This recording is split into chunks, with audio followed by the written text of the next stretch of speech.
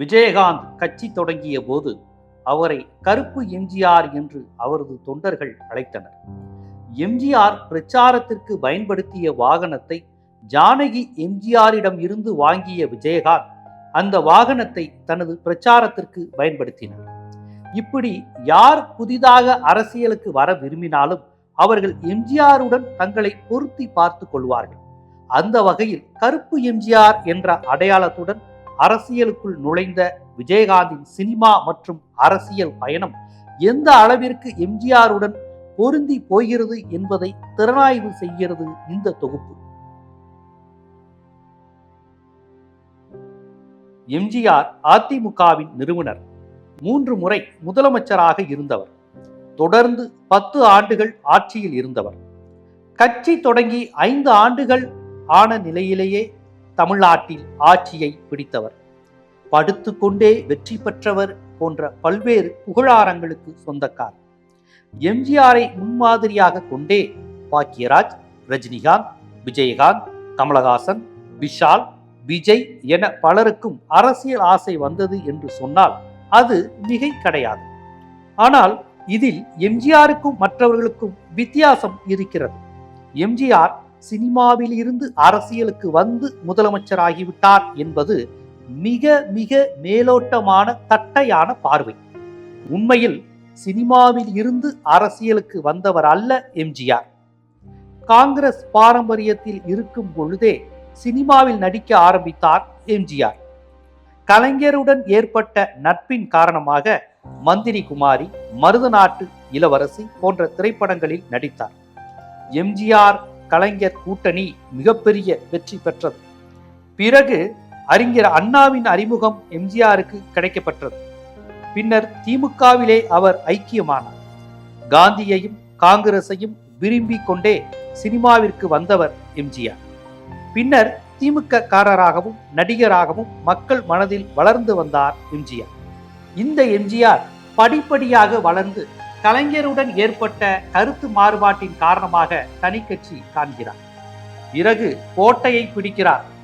எம்ஜிஆரின் வளர்ச்சியை வரிசையாக கவனித்தால் எம்ஜிஆர் சினிமாவிற்கு முன்பு இருந்தே அரசியல் உணர்வுடையவராகத்தான் இருந்திருக்கிறார்.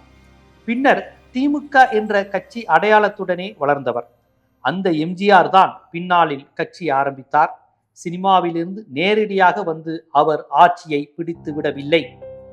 இதுவரை தமிழகத்தில் சினிமாவிலிருந்து நேரடியாக கட்சி ஆரம்பித்து யாருமே ஆட்சியை பிடித்தது இல்லை என்பதுதான் வரலாறு.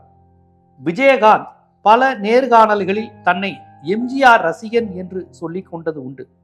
பாக்கியராஜ், ராமராஜன், சத்யராஜ் போன்ற நடிகர்களும் தாங்கள் நடிக்கும் படங்களில் தங்களை வாத்தியார் ரசிகர்கள் என்பதை வலிந்து பதிவு செய்வதை பார்த்திருப்போம். அந்த வகையில் விஜயகாந்த் தனது படங்களில் தன்னை எம்ஜிஆர் ரசிகர் என்று அதிகம் ப்ரமோட் செய்து கொண்டது இல்லை. ஆனால் தன்னுடைய திரைப்பட பாணி மூலம் எம்ஜிஆர் இடத்தை நிரப்புவதற்கு அவர் முயற்சி செய்திருக்கிறார். எம்ஜிஆர் படங்களை 3 விதமாக பிரிக்கலாம். தொடக்க கால படங்கள், திமுக படங்கள், அதிமுக படங்கள். இதில் ஆதி காலத்து படங்களில் எம்ஜிஆருக்கு செல்வாக்கு மிக்க கதாபாத்திரம் கிடையாது. திமுக ஆதரவு படங்கள் அனைத்தும் இன்றும் எம்ஜிஆருக்கு அடையாளங்களாக மாறிவிட்டன. அந்த சமயத்தில் கருணாநிதி கொடுத்த புரட்சி நடிகர் பட்டமும் அதற்கு தகுந்தாற் போலவே கதாபாத்திர தேர்வும் எம்ஜிஆரை எளிய மக்களிடம் கொண்டு சேர்த்தன. எம்ஜிஆரின் படங்களையும் பாடல்களையும் பார்க்கும் மக்களுக்கு எம்ஜிஆரை தனது பிரதிநிதியாக பார்க்கும் மனநிலை உருவானது. தங்களது சோகங்களையெல்லாம் தீர்க்கும் இரட்சகராக எம்ஜிஆரை ஏழை மக்கள் பார்த்தனர். விஜயகாந்தின் இயற்பெயர் விஜயராஜ். இவர் திரைக்கு வந்த புதிதில் ரஜினிகாந்த் வளர்ந்து வரும் நடிகராக இருந்தார். தன்னை போலவே கருத்த நிறமுடைய ஒருவருக்கு சினிமாவில் செல்வாக்கு பெருகுவதை விஜயகாந்த் நேர்மறை அம்சமாக பார்த்தார். அவரை போலவே தன்னுடைய பெயரையும் விஜயகாந்த் என மாற்றிக்கொண்டார். ஆகவே ரஜினிகாந்தின் சினிமா வருகை விஜயகாந்திற்கு உந்து சக்தியாக இருந்தது. விஜயகாந்த் எங்க வீட்டு பிள்ளை திரைப்படத்தை 70 முறைக்கு மேல் பார்த்ததாக ஒரு நேர்காணலில் பதிவு செய்துள்ளார். யதார்த்தத்தில் விஜயகாந்த் எம்ஜிஆராக வேண்டும் என்று ஆசைப்பட்டாலும் எம்ஜிஆர் வெள்ளை நிறம், விஜயகாந்த் கருப்பு. வெள்ளை நிறத்தை அழகானதாகவும் மேன்மையானவர்களின் அடையாளமாகவும் பார்க்கக்கூடிய மூட நம்பிக்கை அப்போது அதிகமாகவே இருந்தது. ஆனால் ரஜினிகாந்த் தமிழ் சினிமாவில் வாகை சூட ஆரம்பித்த காலகட்டம் விஜயகாந்த் தமிழ் சினிமாவில் நம்பிக்கையுடன் காலடி எடுத்து வைக்க தூண்டுகோலாக அமைந்தது. எம்ஜிஆர் போன்றவர்கள் வெள்ளையாக மட்டுமல்ல, கருப்பாகவும் இருக்கலாம், அவர்களும் மக்கள் இரட்சகராகலாம், அவர்களையும் மக்கள் ஏற்றுக்கொள்வார்கள் என்று விஜயகாந்த் நம்பினார். ஆகவே ரஜினிகாந்தை போலவே சிகை அலங்காரத்தில் கவனம் செலுத்தினார். தொடக்க கால படங்களில் ரஜினியை போலவே விஜயகாந்தும் அடிக்கடி தலை கோதிக்கொள்ளும் மேனரிசத்தை பார்க்கலாம். விஜயகாந்திற்கு ரஜினிகாந்தை போல எம்ஜிஆருக்கு முன்னுதாரணமான நடிகர்கள் யாரும் இல்லை. எம்ஜிஆர் வகுத்தது தனி பாணி. அவரது படங்களில் தனக்கென தனி நடிப்பு பாணியை வகுத்து கொண்டார் என்று சொல்வதை விட தனக்கான எதிர்காலத்தை திட்டமிட்டு அமைத்து கொண்டார் என்றுதான் சொல்ல வேண்டும். மலைக்கல்லனுக்கு பிறகு அவர் நடித்த சமூக படங்களில் எல்லாம் கதை தேர்வில் அதிகம் கவனம் செலுத்தினார். சராசரி மனிதன் செய்யக்கூடிய எந்த தவறுகளையும் எம்ஜிஆர் செய்ய மாட்டார். அதே சமயம் எல்லாவற்றையும் இழந்து தோற்று போன கதாநாயகனாகவும் இருக்க மாட்டார். அவருடைய படங்களில் ஏழைகள் துன்பப்படவே மாட்டார்கள். அவர்களை சோகத்தில் இருந்து எப்படியாவது மீட்டு விடுவார் நமது எம்ஜிஆர். காதலுக்காக ஏங்கவே மாட்டார். காதலிகள் தானாகவே அவரை தேடி வருவார்கள். பாட்டாளிகளின் பிரதிநிதியாக தன்னை முன்னிறுத்துவார். ஏழைகளின் கட்சியாக திமுகவை அடையாளப்படுத்தினார். அதுதான் எம்ஜிஆர் பாணி. ரஜினி கமல் ரசிகர்கள் மோதிக்கொள்ள தொடங்கிய காலகட்டம் அது. விஜயகாந்தும் எம்ஜிஆரின் ஆட்சி காலத்தில்தான் வளர்ந்து வந்தார். அவருடைய படங்கள் பெரும்பாலும் இடதுசாரி, நக்சல்வாரி, சேரி மக்களுக்கான அரசியலை பேசும் படங்களாகவே இருந்தன. ரஜினிகாந்த் கமல் மன்றங்கள் போல் இல்லாமல் விஜயகாந்த் மன்றங்கள் அரசியல் செயல்பாடுகளில் ஈடுபட்டன. 84ஆம் ஆண்டே விஜயகாந்திற்கு தமிழ்நாடு முழுவதும் பரவலாக மன்றங்கள் செயல்பட ஆரம்பித்தன. திரைக்கு வந்து 2 ஆண்டுகளில் தனக்கான மன்றங்களை உருவாக்கியவர் விஜயகாந்த். மன்ற பொறுப்பாளர்களுடன் தொடக்க காலத்தில் இருந்தே நல்ல உறவை பேணி வருபவர் விஜயகாந்த். எம்ஜிஆர் ஆட்சியில் ஈழ பிரச்சனை பெரிய அதிர்வலைகளை ஏற்படுத்திய தருணம் விஜயகாந்த் மன்றங்கள் ஈழத்தமிழர்களுக்கு ஆதரவாக உண்ணாநிலை போராட்டங்களை நடத்தின. தேர்தல் அரசியலுக்கு வருவதற்கு 20 ஆண்டுகளுக்கு முன்பே சமூக பிரச்சனைகளுக்காக தனது மன்றங்களை ஈடுபடுத்தினார் விஜயகாந்த். எம்ஜிஆர் 3வது முறையாக ஆட்சிக்கு வந்திருந்த தருணத்தில் மெட்ராஸ் வாத்தியார் என்ற ஒரு படத்தில் நடித்தார் விஜயகாந்த். அதில் சேரி மக்கள் தங்களின் தலைவர்களாக எம்ஜிஆரையும் விஜயகாந்தையும் இணைத்து பாட்டு பாடுவார்கள். எம்ஜிஆர் உயிருடன் இருக்கும் பொழுதே அடுத்த எம்ஜிஆர் நான் தான் என்று சொல்லிக் கொண்ட பாடல் அது. ரஜினிகாந்த், கமலஹாசன் என வேறு எந்த உச்ச நடிகரும் எம்ஜிஆர் காலத்தில் இப்படி சொல்லிக் கொண்டது கிடையாது. ஆனால் விஜயகாந்திற்கு இயல்பாகவே அப்படி ஒரு பாடல் அமைந்து விட்டது. எம்ஜிஆருக்கு புரட்சி நடிகர் பட்டத்தை கலைஞர் கொடுத்தார். தனி கட்சி தொடங்கியவுடன் அவருக்கு புரட்சி தலைவர் பட்டத்தை KA கிருஷ்ணசாமி வழங்கினார். புரட்சி தலைவர் பட்டமே அவருக்கு இறுதியில் அடையாளமாக மாறிவிட்டது. விஜயகாந்தும் தனது பெயருக்கு முன்னால் புரட்சி கலைஞர் என்ற பட்டத்தை விரும்பினார். அதற்கு காரணம் புரட்சி என்பது எம்ஜிஆரின் புரட்சி தலைவர் என்ற பட்டத்தில் இருந்து எடுக்கப்பட்டது. கலைஞர் என்ற பட்ட பெயரை திமுக தலைவர் கருணாநிதியின் மீது உள்ள அன்பினால் வைத்துக் கொண்டது. எம்ஜிஆரை நினைவுபடுத்தும் விதமாக புரட்சி என்ற பெயரையும், கருணாநிதியை குறிக்கும் விதமாக கலைஞர் என்ற பட்டத்தையும் இணைத்துக் கொண்டார் விஜயகாந்த். அரசியலில் சாதித்த 2 ஆளுமைகளை தனது பெயருக்கு முன்னால் இணைத்துக் கொண்டதன் மூலம் தனது அரசியலை நடிகனாக இருக்கும் பொழுதே நுட்பமாக நகர்த்தி இருக்கிறார் கேப்டன். எம்ஜிஆர் படத்தில் அண்ணா, உதயசூரியன் போன்ற அரசியல் குறியீடுகள் மூலம் அரசியல் பேசிக்கொண்டே இருந்தார். பண்ணையாறுகளை சாடுவது, ஆளும் வர்க்கத்தின் ஊழலை ஒழிப்பது என அப்போதைய ஆளும் காங்கிரஸ் அரசை விமர்சித்து திமுகவிற்கு மறைமுகமாக பிரச்சாரம் செய்தார் எம்ஜிஆர். ஆகவே எம்ஜிஆரை பொறுத்தவரை அரசியல் வேறு, சினிமா வேறு அல்ல. இரண்டும் நேர்கோட்டில்தான் பயணித்தன. விஜயகாந்த் குடும்பம் அடிப்படையில் காங்கிரஸ் பாரம்பரியம். ஆனால் விஜயகாந்த் எம்ஜிஆர் ரசிகர், திமுக ஆதரவாளர் என்றே தன்னை அடையாளப்படுத்திக் கொண்டார். ஒருபோதும் காங்கிரஸ்காரராக தன்னை காட்டிக்கொண்டதே இல்லை. பெரும்பாலும் தமிழ் உணர்வு மிக்கவராக, தமிழர் என்பதில் பெருமை கொள்பவன் போன்ற வசனங்களை விஜயகாந்த் பேசி வந்தார். தமிழகத்திற்கு சேவை செய்வதே எனக்கான கடமை என்பது போன்ற வசனங்களை அடிக்கடி திரைப்படங்களில் பயன்படுத்துவது விஜயகாந்தின் வழக்கம்.